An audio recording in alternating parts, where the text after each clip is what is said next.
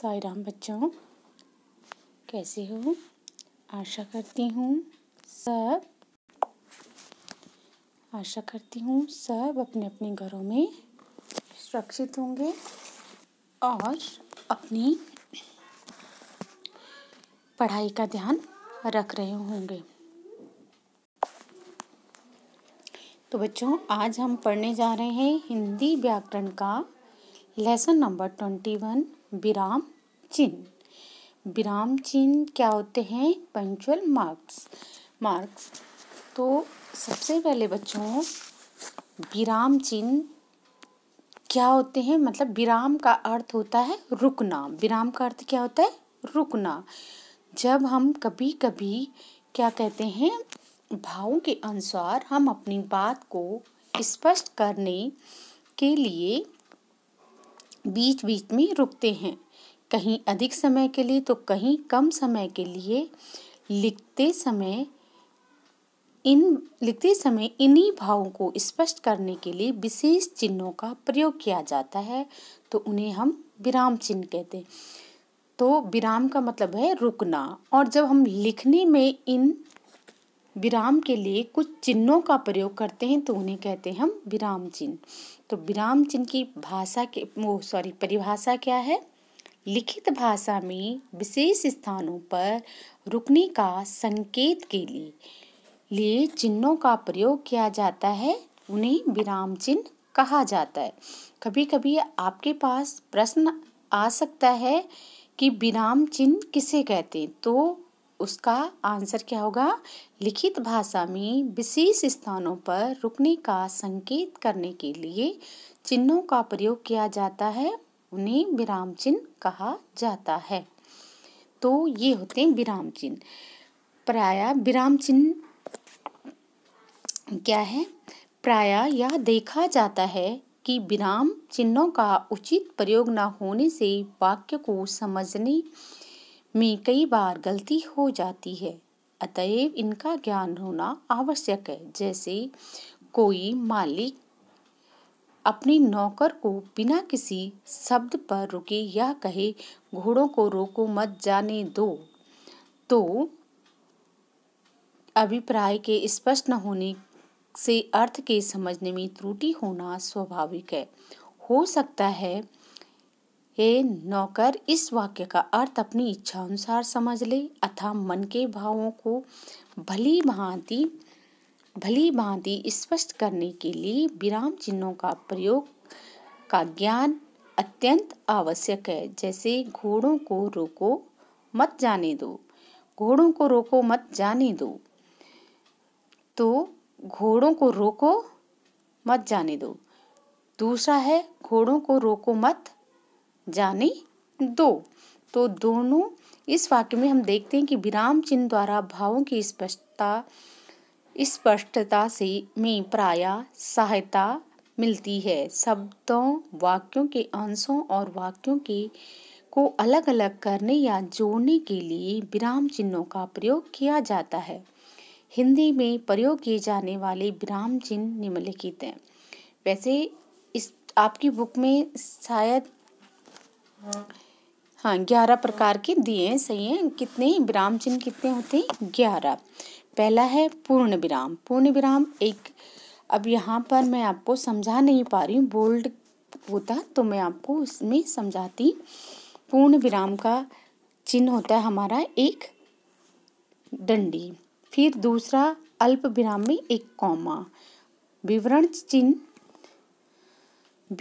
चिन्ह में 2 डॉट आते हैं और अर्ध विराम में 1 डॉट और कॉमा। ठीक है, ये 2 चीजें याद रखना।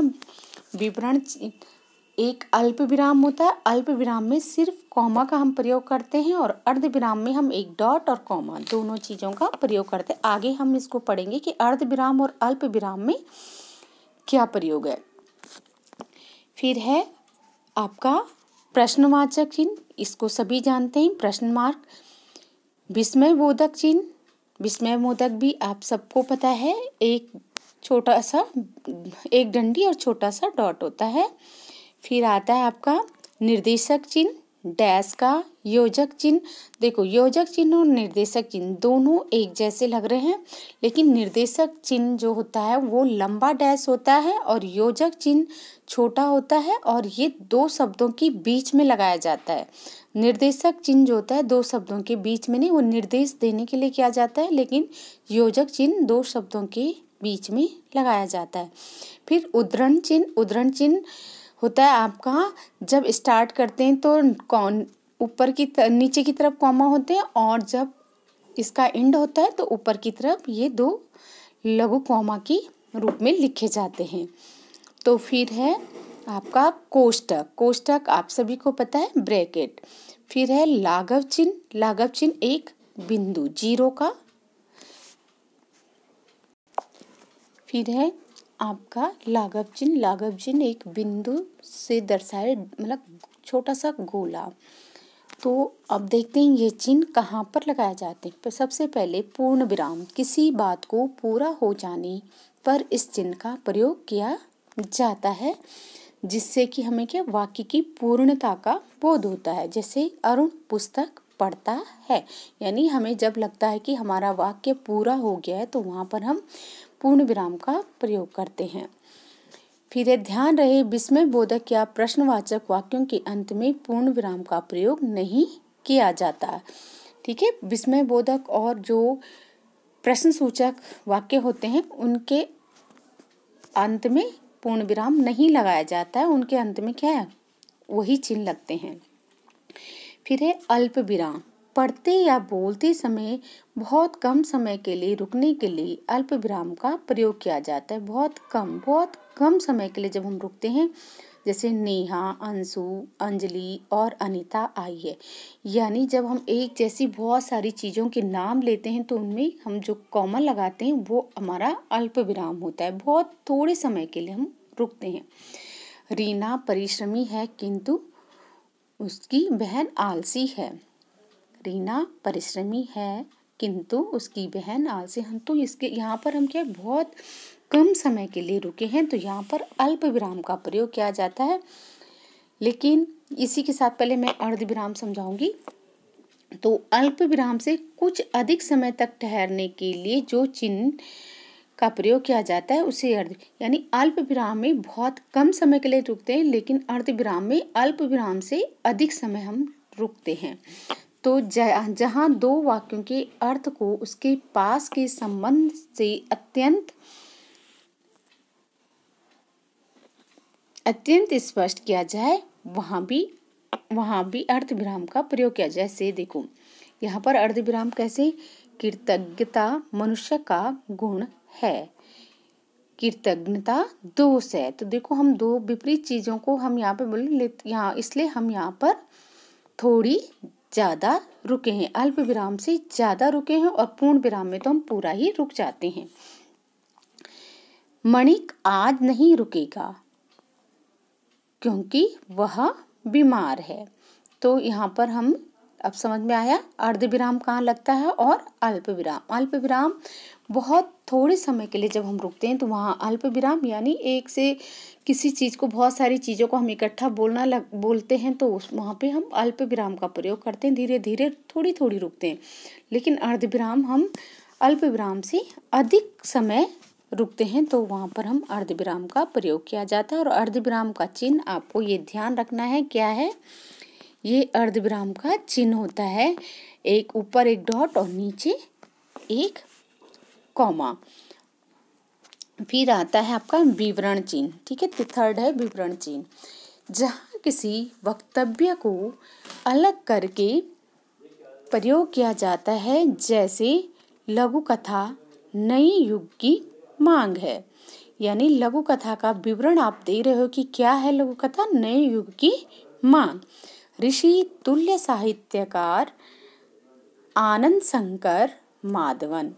तो यहाँ पर हम क्या है विवरण चिन्ह, किसी चीज के विवरण के बारे में बताते हैं, वहाँ विवरण चिन्ह का प्रयोग किया जाता है।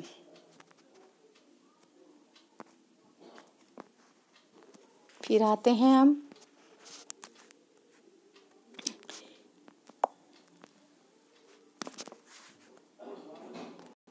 प्रश्नवाचक। प्रश्नवाचक का सभी को पता है, जहाँ पर प्रश्न पूछा जाए वहाँ पर प्रश्नवाचक चिन्ह का प्रयोग किया जाता है। आपकी सफलता का सबसे बड़ा रहस्य क्या है?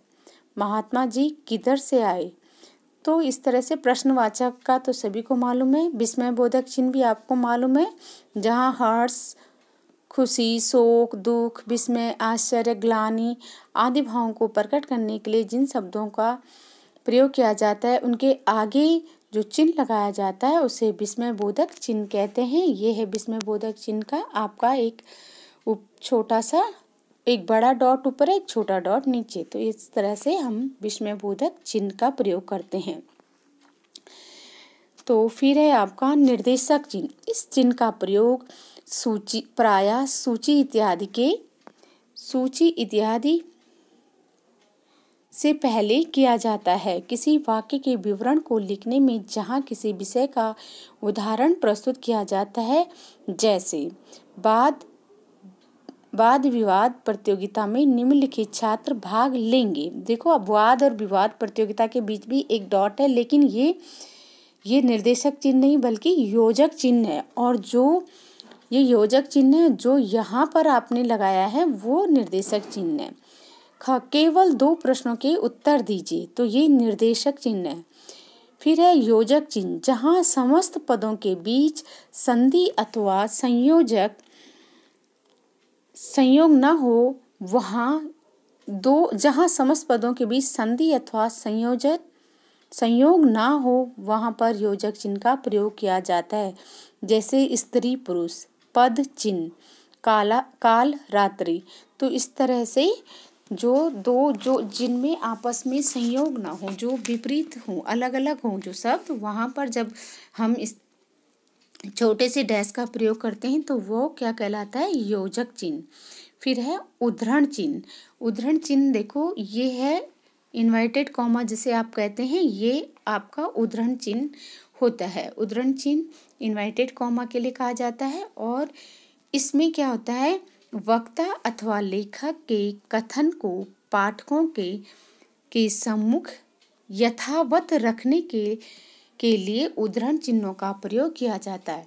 ये उद्धरण चिन्हों का प्रयोग कब किया जाता है? जब हम किसी की बात ज्यों की त्यों दूसरे के सामने प्रस्तुत करते हैं। जैसे क्या है, कबीरदास जी कहते हैं, सत्य बराबर तप नहीं, झूठ बराबर पाप, साँच बराबर तप नहीं, झूठ बराबर पाप। तो वो कबीरदास जी ने कहा, किसी और ने नहीं, तो हम उनकी बात को ज्यों का त्यों हम लिखते हैं। तो वहाँ पर हम इसको जब हम शुरू करते हैं तो हम इसको इस तरह से लिखते हैं, कर्म करो फल की इच्छा मत करो। तो ये किसने कहा था? भगवान कृष्ण ने कहा था, कर्म करो फल की इच्छा मत करो। तो इस तरह से हम उद्धरण चिन्हों का, जब हम किसी की बात को ज्यों का त्यों लिखते हैं तो तब हम उद्धरण चिन्हों का प्रयोग करते हैं। कोष्टक, तो वाक्य में प्रयुक्त कठिन शब्द का अर्थ प्रकट करने के लिए या दिए गए शब्द का नाम आदि को स्पष्ट करने के लिए, नाटकों आदि में भाव का संकेत करने के लिए कोष्टक का प्रयोग किया जाता है। फिर है आपका लाघव चिन्ह। इसका प्रयोग शब्द को संक्षिप्त रूप में लिखने के लिए किया जाता है। जैसे लेफ्टिनेंट, जनरल बख्शी, केदारनाथ, छिब्बर के स्थान पर ले, लेफ्टिनेंट की जगह ले, जनरल की जगह जन, और बिंदु बख्शी के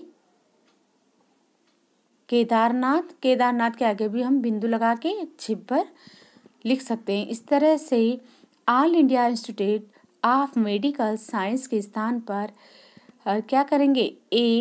AIIMS। इसी प्रकार से हम क्या करते हैं? डॉक्टर, प्रोफेसर, पंडित इत्यादि संक्षिप्त वर्ण क्रमशः डॉक्टर, प्रोफेसर तथा पंडित शब्दों के सूचक हैं। इस तरह से हम लिखते हैं। तो आपको ये थे आपके क्या है? विराम चिन्ह। तो विराम का अर्थ है ठहरना या रुकना। बोलते या लिखते समय अपने विभिन्न प्रकार के भावों को प्रकट करने के लिए वाक्यों के बीच में कहीं कहीं कुछ समय के लिए रुकना पड़ता है। इसी रुकने को विराम कहते हैं। फिर है, भाषा को लिखते समय रुकने के लिए जिन चिन्हों से प्रकट किया जाता है उन्हें विराम चिन्ह कहते हैं। साधारण वाक्य के अंत में पूर्ण विराम चिन्ह का प्रयोग किया जाता है। वाक्य में थोड़ी देर रुकने के लिए अल्प विराम का प्रयोग होता है।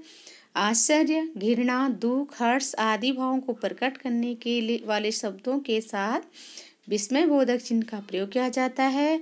किसी व्यक्ति का कथन ज्यों का त्यों प्रकट करने के लिए दोहरा उद्धरण चिन्ह प्रयुक्त किया जाता है। कभी विशेष व्यक्ति, लेखक या शीर्षक या लेखक आदि के उपनाम के साथ इकहरे उद्धरण चिन्ह का प्रयोग किया। देखो, दो चीजें हैं। दोहरा उद्धरण चिन्ह यानी जब किसी की बात को हम यथावत कहते हैं तो वहां पर हम दोहरे, दो कॉमा के जो उद्धरण चिन्ह है दोहरे यानी दो कॉमा लगाते हैं, वहां दोहरा उद्धरण चिन्ह हो गया। कभी विशेष व्यक्ति, लेख का शीर्षक या लेखक आदि के उपनाम के साथ इकहरे उद्धरण चिन्ह का प्रयोग, जब हम किसी लेखक या किसी महान व्यक्ति का नाम लिखते हैं तो वहाँ पे हम क्या करते हैं, एक उद्धरण चिन्ह का प्रयोग, लेकिन सिंगल वाले उद्धरण चिन्ह का प्रयोग करते हैं। ये याद रखना। अब है अभ्यास कार्य। पूर्ण विराम का प्रयोग कब किया जाता है? जब वाक्य पूरा होता है। हम जब अपने वाक्य को पूरा कर लेते हैं तो वहाँ पर हम जिस चिन्ह का प्रयोग करते हैं वो क्या होता है?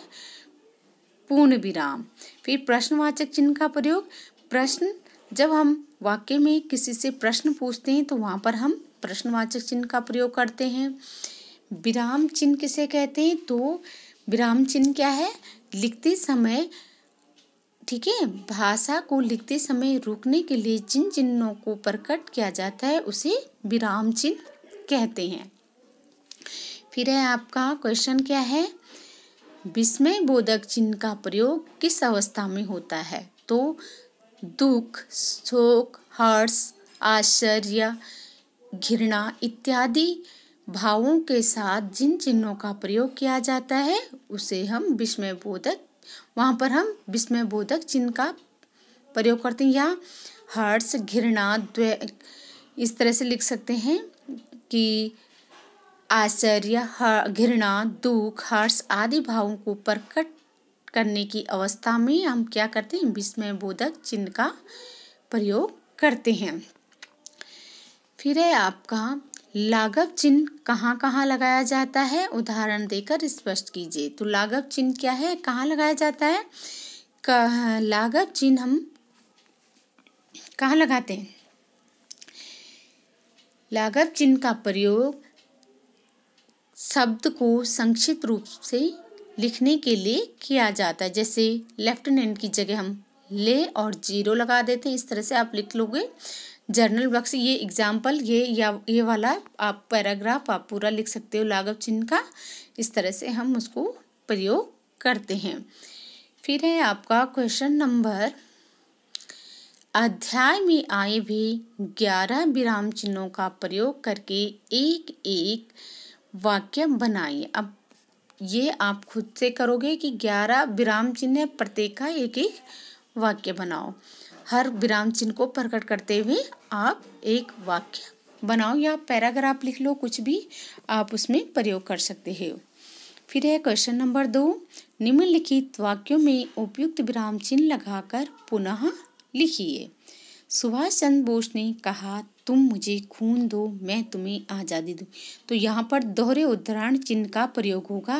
सुभाष चंद्र बोस ने कहा है, तुम मुझे खून दो मैं तुम्हें आज़ादी दूंगा। तो इसमें जब कहा वहाँ से क्या है, उद्धरण चिन्ह का प्रयोग करोगी। कबीरदास जी ने कहा, झूठ से बड़ा कोई पाप नहीं। तो यहाँ पे भी उद्धरण चिन्ह का प्रयोग किया जाएगा। फिर है उद्धरण चिन्ह और पूर्ण विराम। हमारे प्रधानाचार्य ने कहा, हमने फूल, पत्ती और कली नहीं तोड़ी। तो हमारे प्रधानाचार्य ने कहा, और यहाँ पे कहा हमने, मतलब उन्होंने क्या कहा, हमने, यहाँ पे भी उद्धरण चिन्ह का ही प्रयोग किया जाएगा। फिर शिक्षक बोले, कर्तव्य का पालन करना ही सच्चा धर्म है।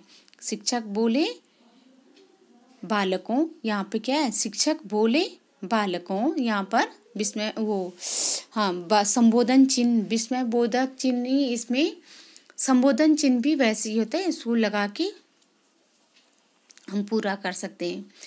सभी एक साथ चिल्ला उठे, कौमा हम भी चलेंगे, हम भी चलेंगे। फिर है भक्तों, मनुष्य के जीवन के लिए इससे अच्छी और क्या बात, कोई बात नहीं, कौमा करता रहे कि क्या है कि सदा अनुभव करता रहे कि मेरे लिए सब कुछ अच्छा ही होगा। तो यहाँ पे बीच में कॉमा और फिर पूर्ण विराम। फिर है परीक्षक ने अपनी अंगूठी सुभाष चंद्र बोस के सामने रखकर पूछा, डैश, और फिर क्या आएगा, क्या इसमें से सुभाष चंद्र बोस पार हो सकता है?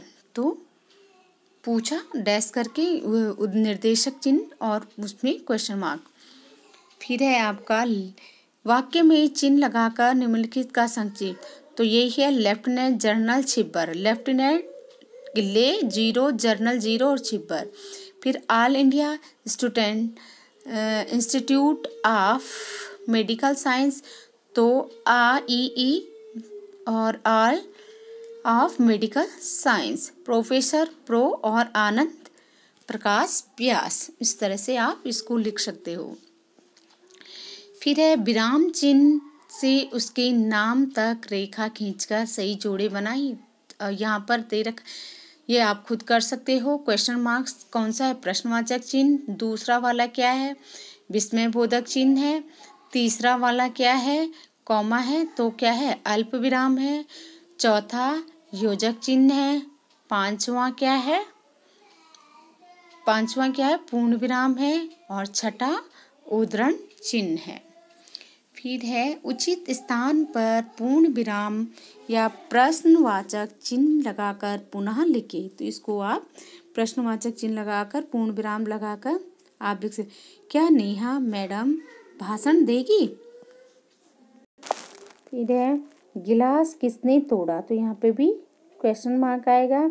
मैंने परीक्षा की तैयारी कर ली, तो इसमें पूर्ण विराम आएगा। रमेश को कितना बुखार है, क्वेश्चन मार्क। घर में कौन आया था, क्वेश्चन मार्क।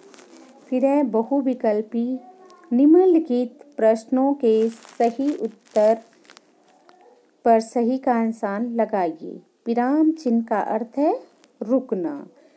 ये हम इस चिन्ह को कहते हैं क्या, अर्धविराम।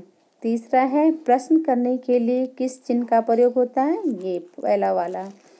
किसी महान या प्रसिद्ध व्यक्ति के कथन का ज्यों का त्यों लिखने के लिए, यहाँ पे एक हरा 2 ऋण चिन्ह आएगा।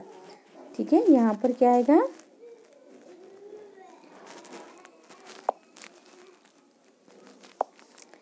यहाँ पर आएगा एक हरा उद्धरण चिन्ह, ये वाला। ठीक है, ये नहीं, ये वाला कट है। फिर है इनमें से लाघव चिन्ह कौन सा है, ये वाला। ठीक है, तो बाकी तो ठीक है। ये वाला इकरा जो किसी महान व्यक्ति या महान या प्रसिद्ध व्यक्ति की कथा, इसमें ठीक है, इसमें दोहरा उद्धरण चिन्ह ही आएगा। अच्छा, उसका नाम नहीं बल्कि उसके कथन को ज्यों का त्यों लिखने, जब किसी प्रसिद्ध व्यक्ति या आपका नाम लिखते हैं तब इकरा उद्धरण चिन्ह आता है, लेकिन जब किसी का कथन ज्यों का त्यों लिखते हैं तो दोहरा उद्धरण चिन्ह आता है। इनमें से लाघव चिन्ह कौन सा है, ये थर्ड वाला लाघव चिन्ह है। तो इस तरह से बच्चों आपकी ये एक्सरसाइज भी कंप्लीट हुई है। तो आप जो इसके क्वेश्चन आंसर हैं वो आप खुद ही करोगे। ठीक है, क्या करोगे, आप इसके क्वेश्चन आंसर खुद करोगे, मैं इसकी PDF नहीं दूंगी। ठीक है, आपको इसकी PDF नहीं दूंगी, ये आप खुद ही इसके क्वेश्चन आंसर करोगे। तो अभी ये आपका चैप्टर कंप्लीट होता है और आप इसकी एक्सरसाइज कर लेना और इसके क्वेश्चन आंसर जो हैं वो आप अपनी नोटबुक में करना।